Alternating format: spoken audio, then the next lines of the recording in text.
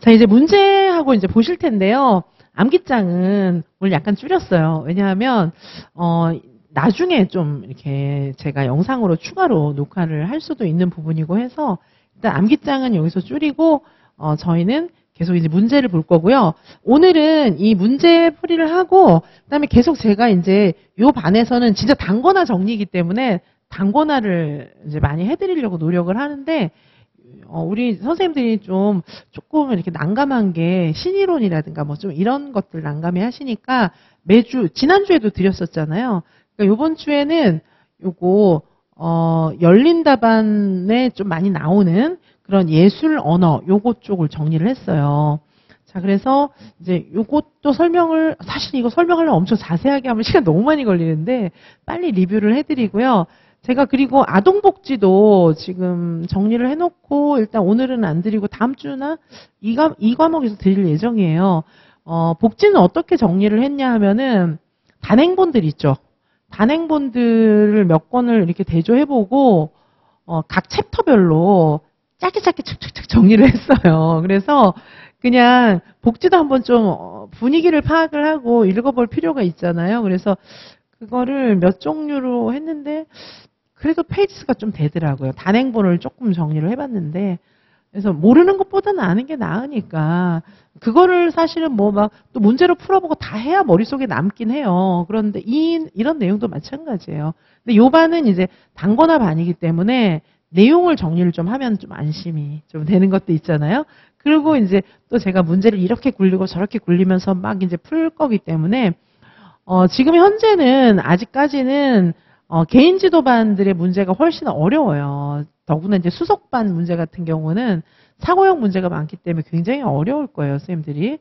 자, 그런데 이제 차츰차츰 연팩 패키지 반도, 보통 우리 일반 패키지 반도 차츰차츰 난이도를 이제 올리고 있는 중이에요.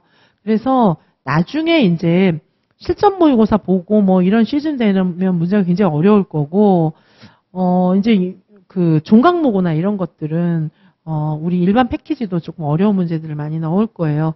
왜냐하면 이제 저는 이제 많은 선생님들을 다 생각을 해야 되잖아요. 그래서 초수 선생님도 계시고 N수생 선생님들도 계시고 하기 때문에 사실 1월 달부터 정상적으로 쭉 따라왔을 때 처음 시작해서 쭉 따라오는 걸 가정해서 연간 패키지를 운영을 하고 있는 거예요. 그렇게 해야 될 것 같아서. 그래서 1월부터 새로 시작해서 쭉 따라오는 그런 속도를 맞춰서 가고 있는데 결국은 이제 최종 지점에서는 뭐 어려운 문제를 풀어야 합격을 하는 거니까. 그리고 이제 뭐 특강들 있잖아요. 개인 지도반이라든지 특강들은 이제 선별적으로 이제 듣고 싶은 분들이 오시는 거기 때문에 거기는 이제 좀 난이도가 높은 문제를 찾는 분들이 많이 계실 거라 생각을 하고 특강은 이제 난이도가 높은 문제를 많이 배치를 해서 넣고 있어요. 사실은 다 필요하죠. 그래서 선생님들께서 그렇게 아시고 우리 일반 패키지도 이제는 서서히 어려워지니까 너무 충격받지 마시고 시험장에서 어려운 문제를 만나는 것보단 낫다 그렇게 좀 생각을 해주시고 우리 이제 티오도 발표가 났잖아요. 그래서 티오 관련해서는 제가 뭐 영상도 찍고 했는데 뭐 할 말이 너무 많아서 영상 앞으로 더 많이 찍어야 될 것 같은데 5년 만에 티오가 늘은 거거든요. 굉장히 의미가 있는 거예요. 5년 만에 티오가 늘었어요. 유아이명 티오가. 근데 그거는 이제 굉장히 상징적인 거예요. 제가 계속 는다고 말씀을 드렸잖아요. 아마 유보 통합이 됐으면 올해 좀 줄었을 수도 있어요. 올해 줄었다가 이제 왜냐하면 유보 통합이 선거에서 만약에 이쪽 국민의힘이 이기고 이렇게 했으면은 유보 통합이 되는 걸로 확정이 되면 지금 유아이명은 최대한 줄이고 이제 유보 통합이 되고 나서부터 대폭 늘렸겠죠. 그렇게 됐을 거예요. 그런데 유보 통합은 안 된다고 보셔도 돼요. 유보 통합은. 왜냐하면 지금 이제 지금 국회 구조가 앞으로 한참 있어야 바뀌거든요. 근데 뭐 그 사이에 대선도 있고 막 이러잖아요. 왜냐하면 법을 바꿔야 움직일 수 있기 때문에 법을 못 바꾸면은 이제 유보 통합은 못 하는 거예요. 근데 지금 법을 바꿀 수 있는 길이 요원하잖아요.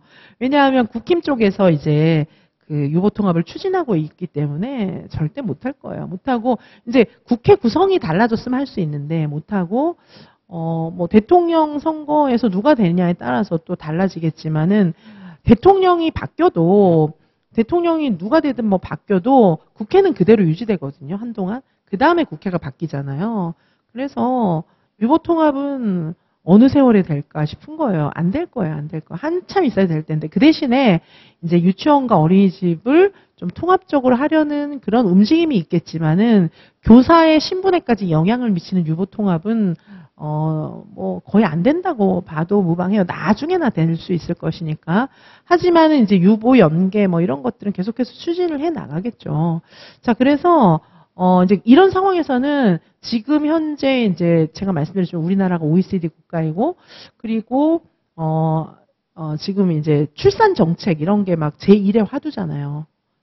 공부하느라고 잘 모르실 수도 있는데 지금 정부에서 출산 증가시키고 막 이러는 거에 굉장히 에너지를 많이 넣고 있어요. 그게 상식적이고. 자, 그런데 그거하고 유아임용하고는 직결돼 있어요. 그리고 지금 유아만 공교육이 아니잖아요. 그죠? 그래서 유아는 지금 이제 초중등도 조금 늘긴 했는데 의미가 달라요. 우리하고. 초중등이 늘은 거하고 우리 유아가 늘은 거는 의미가 달라요. 그리고 유아가 제일 많이 늘었고요. 그래서 우리 유아는 앞으로 계속 늘 거고 공교육의 신호탄이라고 보시면 됩니다. 이게 이제 5년 만에 전체적으로 늘었고 앞으로도 더 늘 것이기 때문에 선생님들께서 진짜 열심히 하셔야 돼요.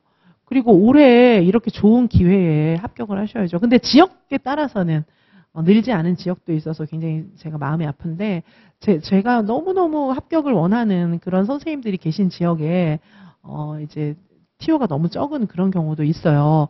그래서 그 선생님하고 이제 만나봐야 되겠지만은 이제 뭐 올해는 그래도 내년에 좀 늘 수도 있고 그리고 그 선생님도 좀 다른 지역 한번 저랑 같이 상의해 보시면은 또 다른 지역이라도 티오가 늘어서 인근에 있는 다른 지역이나 뭐 그런 쪽으로 저하고 또 상의해 보시면 되니까 괜찮을 것 같고요. 어쨌든 티오가 는 거는 굉장히 고무적인 일이고 우리로서는 앞으로 유아임용 공교육화가 될 거예요. 그래서 유치원 공교육화의 신호탄이다 이렇게 생각을 하고 받아들이시고 아니 이렇게 좋은 기회에 임용 안 붙으면 언제 붙어요?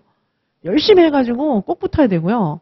그리고 앞으로 유아교육은 공교육화가 되는 게 이게 순리예요. 물이 위에서 아래로 흐르는 거나 똑같은 순리예요.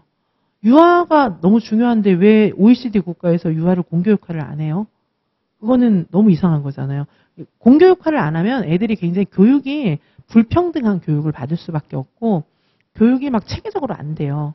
공교육화가 딱 돼야 이게 제대로 된 교육, 질 높은 교육을 받을 수가 있는 거거든요.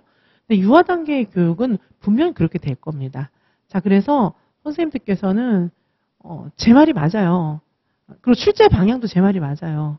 출제도 들어가 보시면은 와, 이지성 교수가 가서 문제 낸 거야? 이런 문제가 분명히 많을 거고요. 여태까지 그래왔고 그리고 올해도 맞을 거예요.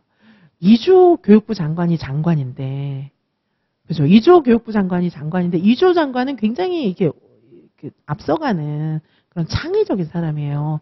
이주호 장관이 교육부 장관인데 문제를 클로즈 퀘스천을 낸다. 이렇게 막 단답식을 낸다. 그거 너무 이상한 거고 제일 싫어할 거예요. 그런 거. 그런 거 제일 싫어하는 사람이에요. 그 인터뷰도 했어요. 연초에 나는 그런 거 제일 싫어한다. 뭐 이렇게 인터뷰도 했어요. 그래서 앞으로 임용시험에서는 그렇게 단답식 내는 건 안 할 거야. 이렇게 딱 얘기를 했어요.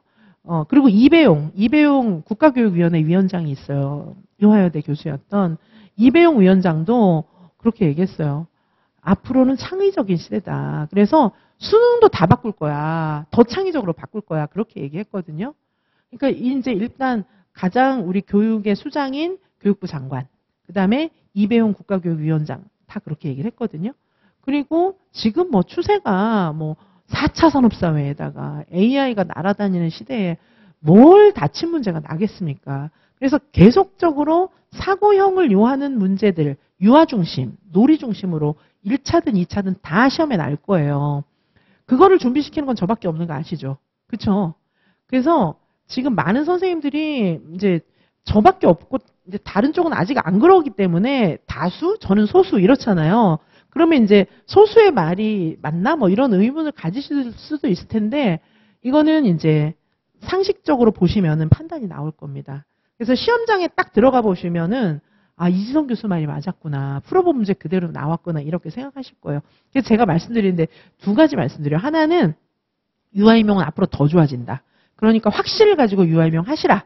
이거랑 두 번째는 시험 문제는 제가 예견한 대로 반드시 열린 문제하고 이런 거 많이 나니까 제 말 듣고 이 문제들을 집중적으로 사고형으로 연마하시라. 그런 부탁을 드리는 거예요.